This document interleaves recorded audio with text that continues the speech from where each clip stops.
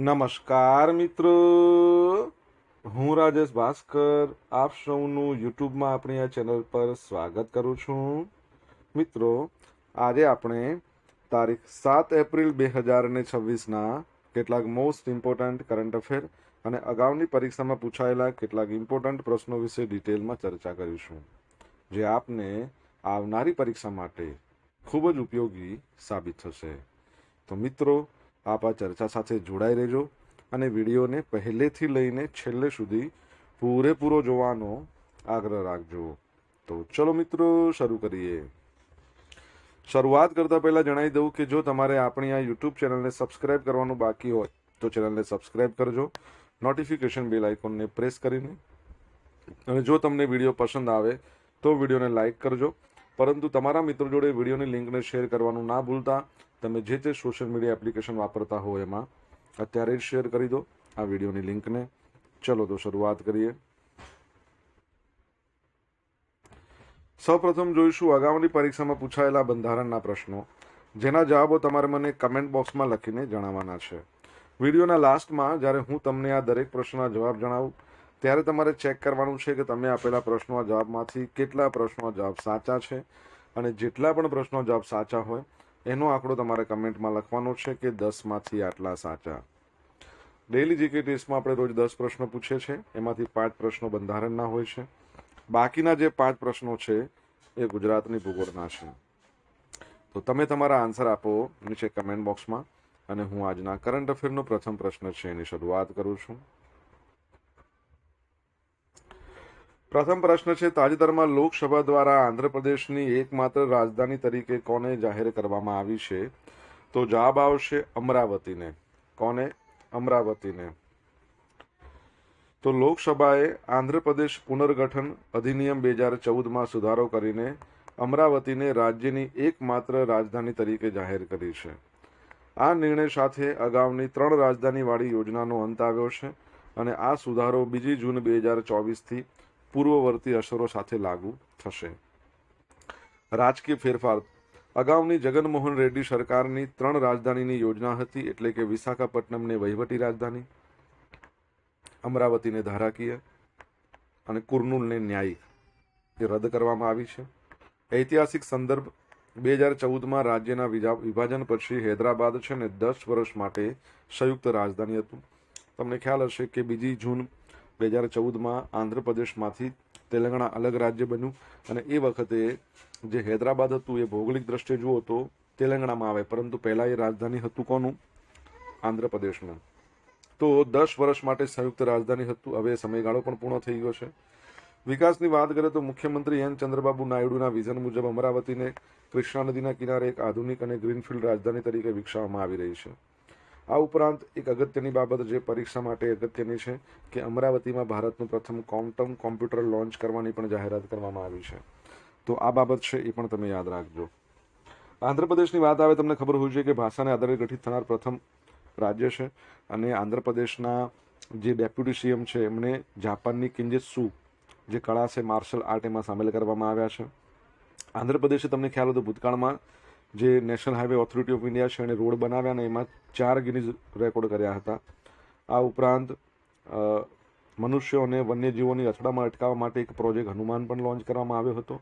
અને જો તમને ખ્યાલ હોય તો એક પ્રકારની જે ખાદી છે એ ખાદીને જીઆઈ ટેગ આપવામાં આવ્યો હતો. કઈ ખાદીને તમને યાદ હોય તો કમેન્ટ બોક્સમાં લખીને જણાવો. દર વર્ષે વિશ્વ આરોગ્ય દિવસ ક્યારે મનાવવામાં આવે છે? તો જવાબ આવશે 7મી એપ્રિલના રોજ. ક્યારે? 7મી એપ્રિલના રોજ. તો વિશ્વ આરોગ્ય દિવસ દર વર્ષે 7મી એપ્રિલના રોજ મનાવવામાં આવે છે. આ દિવસની ઉજવણી પાછળનો ઉદ્દેશ વૈશ્વિક સ્વાસ્થ્ય અને તેનાથી સંબંધિત સમસ્યાઓ પ્રત્યે જાગૃતિ લાવવાનો છે. સ્થાપના. વર્લ્ડ હેલ્થ ઓર્ગેનાઇઝેશનની 7 એપ્રિલ 1948ના રોજ સ્વિટ્ઝરલેન્ડના જીનીવા ખાતે કરવામાં આવી હતી. અને તમારા માટે પ્રશ્ન, એના ડિરેક્ટર જનરલ કોણ છે? પ્રથમ વખત ઉજવણી ક્યારે થઈ? તો 1950માં વર્લ્ડ હેલ્થ ઓર્ગેનાઇઝેશન મતલબ WHO એના દ્વારા વર્લ્ડ હેલ્થ ડે, વિશ્વ આરોગ્ય દિવસની ઉજવણી કરવામાં આવી. મહત્વ શું છે? તો આ દિવસે વિશ્વભરમાં સ્વાસ્થ્ય સંબંધિત વિવિધ કાર્યક્રમો યોજાય છે, જેનો હેતુ એવો છે કે દરેક વ્યક્તિ સુધી ગુણવત્તાયુક્ત આરોગ્ય સેવા પહોંચાડવાની હોય છે.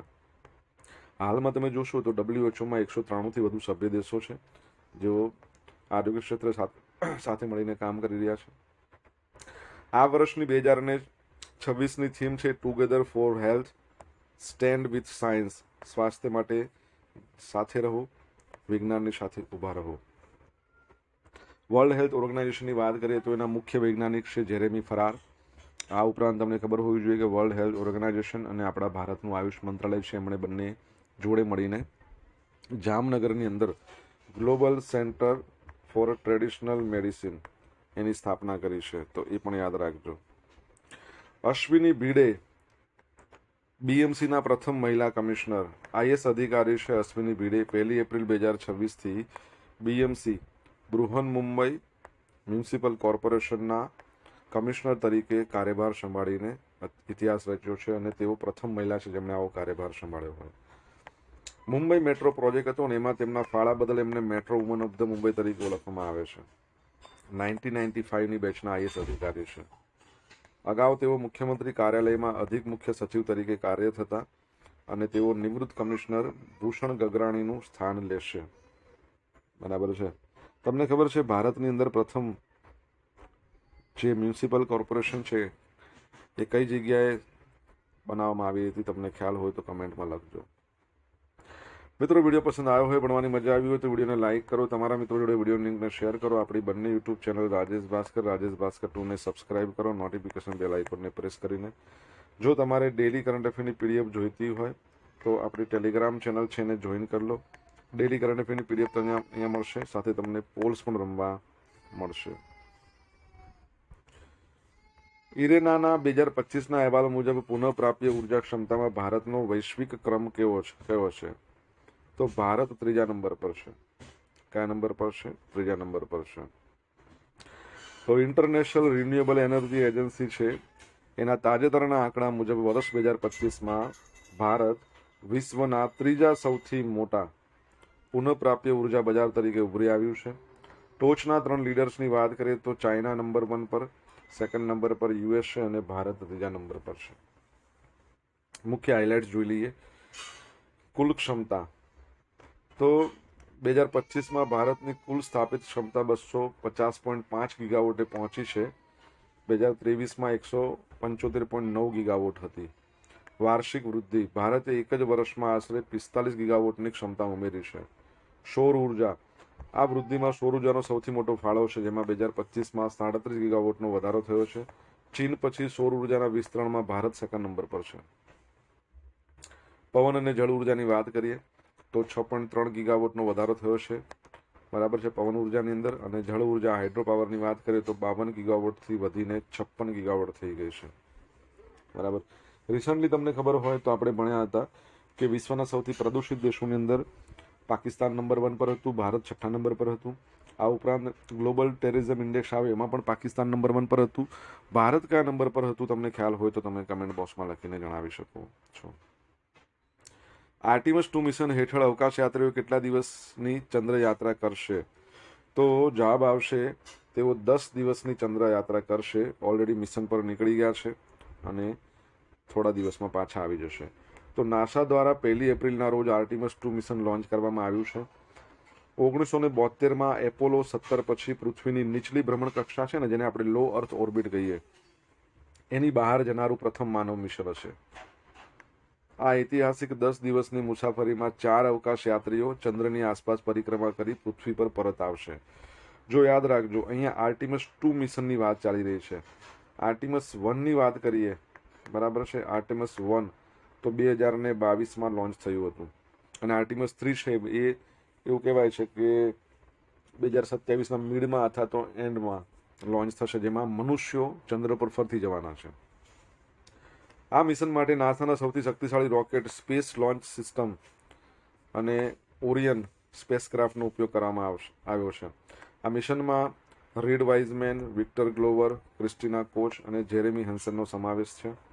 આ સફળતા ભવિષ્યના આર્ટિમસ 3 મિશન માટેનો માર્ગ મોકળો કરશે, જેનો હેતુ ફરી એકવાર માનવીને ચંદ્રની સપાટી પર ઉતારવાનો છે. બરાબર છે, તો એ યાદ રાખજો. તમને ખબર છે આપણા ભારતનું ચંદ્રયાન 4 છે એ ક્યારે લોન્ચ થવાનું છે, કયા વર્ષમાં? કમેન્ટમાં લખો તમને આન્સર આવડતો હોય તો. મ્યાનમારના સૈન્ય વડા મિન આંગ હલાઇંગ એ નવા રાષ્ટ્રપતિ બની ગયા છે. તો સૈન્ય વડા મિન આંગ હલાઇંગ છે એ મ્યાનમારની સંસદમાં થયેલા મતદાનમાં નવા રાષ્ટ્રપતિ તરીકે ચૂંટાયા છે. મતદાનની વાત કરીએ, એમને 584માંથી 429 મતો મળ્યા છે. ચૂંટણી પ્રક્રિયા મ્યાનમારમાં ઇલેક્ટોરલ કોલેજ દ્વારા રાષ્ટ્રપતિ પસંદગી થાય છે.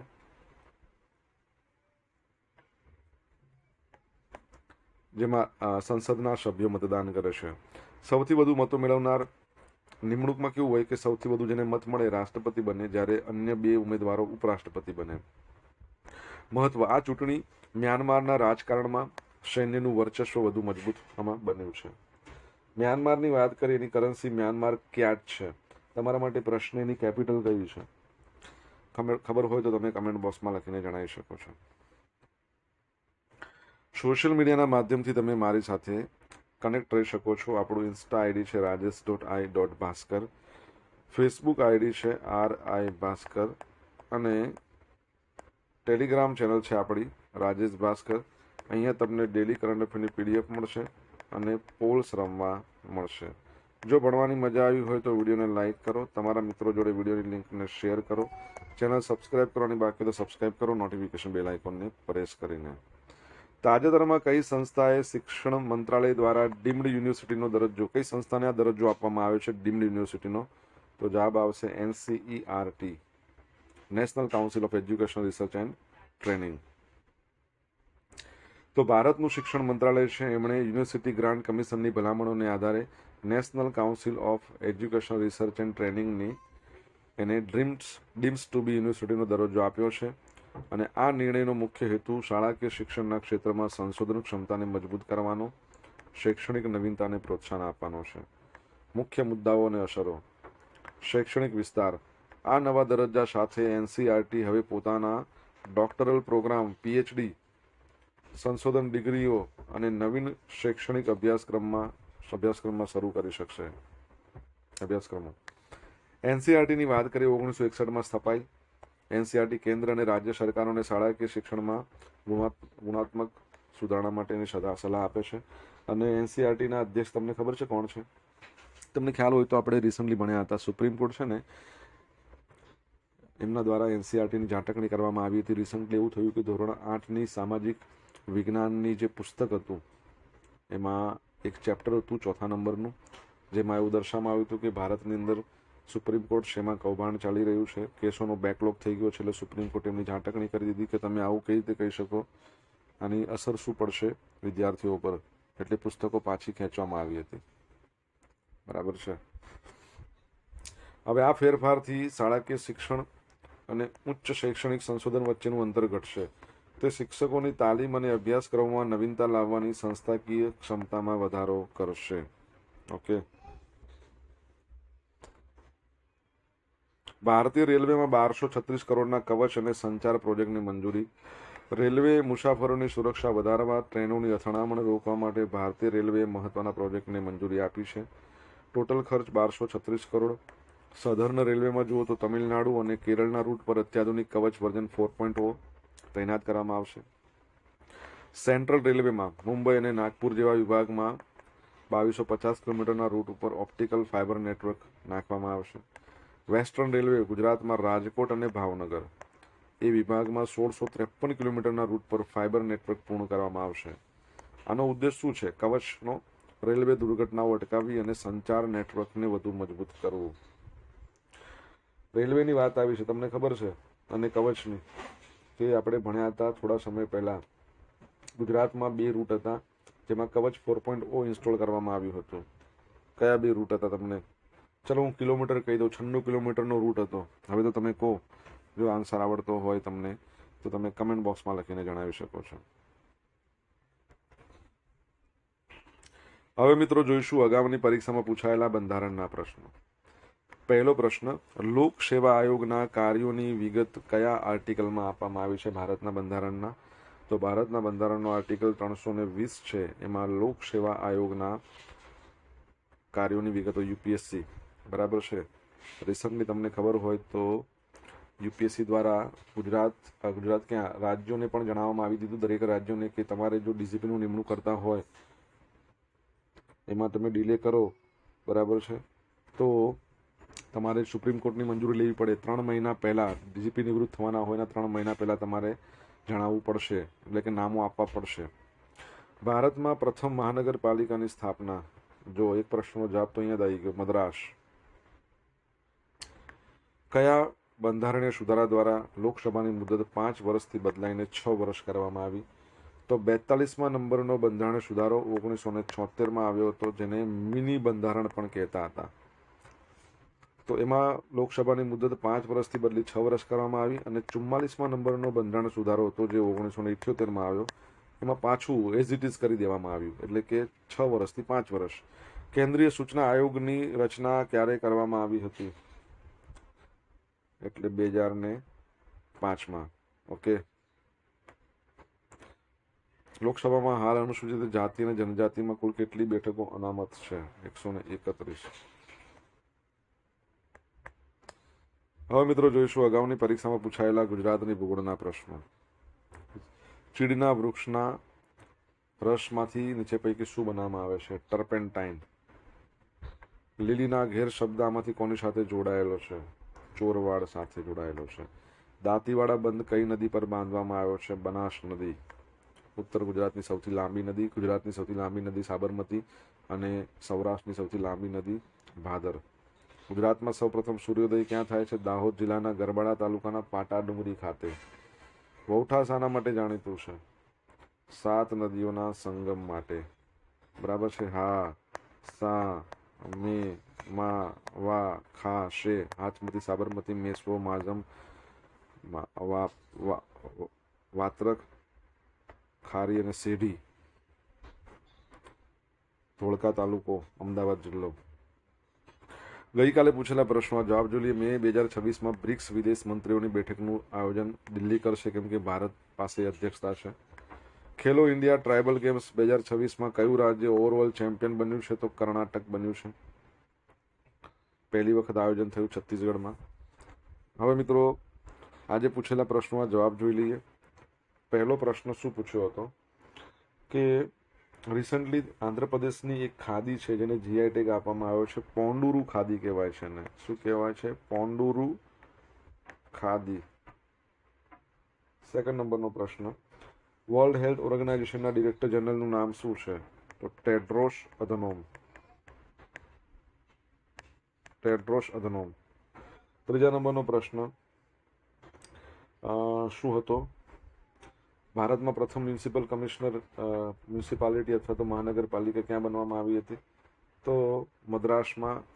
હમણાં આપણે જોયું મદ્રાસ, અને એ પણ 1687. ચોથો પ્રશ્ન, ગ્લોબલ ટેરરિઝમ ઇન્ડેક્સ આવ્યું હતું, જેમાં પાકિસ્તાન નંબર 1 પર હતું, ભારત કેટલામાં નંબર પર હતું? 13મા નંબર પર. 5મા નંબરનો પ્રશ્ન, ચંદ્રયાન 4 આપણે ક્યારે લોન્ચ કરવામાં આવશે? 2028ની ગણતરી છે. 6થા નંબરનો પ્રશ્ન, મ્યાનમાર છે એનું કેપિટલ કયું છે? નેફ્યુડિયો. 7મા નંબરનો પ્રશ્ન હતો કે ગુજરાતની અંદર બાજવાથી અમદાવાદમાં કવચ 4 ઇન્સ્ટોલ કરવામાં આવ્યું 96 કિલોમીટર. અને 8મા નંબરનો પ્રશ્ન, એનસીઆરટીના અધ્યક્ષ કોણ છે? દિનેશ પ્રસાદ શકલાણી. શું છે? દિનેશ પ્રસાદ શકલાણી. બરાબર છે, એ યાદ રાખજો. મિત્રો વિડીયો પસંદ આવ્યો હોય, ભણવાની મજા આવી હોય તો વિડીયોને લાઇક કરો, તમારા મિત્રો જોડે વિડીયોની લિંકને શેર કરો, આપણી બંને યુટ્યુબ ચેનલ સબસ્ક્રાઇબ કરી લેજો. હવે જોઈશું ગઈકાલના કરંટ અફેરમાંથી પૂછેલા કેટલાક ઇમ્પોર્ટન્ટ પ્રશ્નો, જેના જવાબો તમારે કમેન્ટમાં લખવાના છે. પહેલો પ્રશ્ન, રોબોફેસ્ટ ગુજરાત 5.0નું આયોજન કયા સ્થળે કરવામાં આવ્યું હતું? તમને જવાબ આવડે તો કમેન્ટમાં લખજો. સેકન્ડ પ્રશ્ન, રાજા રવિ વર્માનું કયું પેઇન્ટિંગ 167.20 કરોડમાં વેચાઈ ભારતનું સૌથી મોંઘું પેઇન્ટિંગ બન્યું છે? જો તમને જવાબ આવડતો હોય તો તમે કમેન્ટ બોક્સમાં લખીને જણાવી શકો છો. તો મિત્રો અહીંયા આપણે સ્ટોપ કરીશું. આ હતા આજના દિવસના કેટલાક મોસ્ટ ઇમ્પોર્ટન્ટ કરંટ અફેર. સાથે આપણે જોયું અગાઉની પરીક્ષામાં પૂછાયેલા કેટલાક ઇમ્પોર્ટન્ટ પ્રશ્નો, એના જવાબોની સાથે. આશા રાખું છું બધાને ભણવાની મજા આવી હશે. જો મજા આવી હોય તો વિડીયોને એક લાઇક કરો, તમારા મિત્રો જોડે વિડીયોની લિંકને શેર કરજો. આપણી બંને યુટ્યુબ ચેનલ, એક છે રાજેશ ભાસ્કર, બીજી રાજેશ ભાસ્કર 2, બંનેને સબસ્ક્રાઈબ કરો, નોટિફિકેશન બેલ આઇકોનને પ્રેસ કરીને. તો મિત્રો, thank you so much for watching this video. Have a nice day. જય હિન્દ, જય ભારત, જય જય ગરવી ગુજરાત.